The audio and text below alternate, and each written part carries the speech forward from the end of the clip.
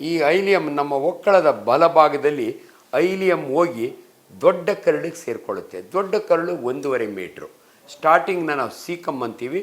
ಅದಾದಮೇಲೆ ascending colon, transverse colon, descending colon, rectum and anal canal ಅಂತೀವಿ ನಾವು. ಈ ಸಣ್ಣ ಕರಳು ದೊಡ್ಡ ಕರಳು ಜಾಯಿನ್ ಆಗುತ್ತಲ್ಲ, ಆ ಜಾಗದಲ್ಲಿ ಒಂದು ವೆಸ್ಟಿಜಿಯಲ್ ಆರ್ಗನ್ ಇದೆ, ವರ್ಮ್ ಥರ ಇರುತ್ತೆ. ಅದಕ್ಕೆ ವರ್ಮಿ ಫಾರಮ್ ಅಪೆಂಡಿಕ್ಸ್ ಅಂತೀವಿ ನಾವು. ವರ್ಮ್ ಥರನೇ, ಜಂತುಳು ಥರ ಇಟ್ಟುದ್ದ ಇರುತ್ತೆ.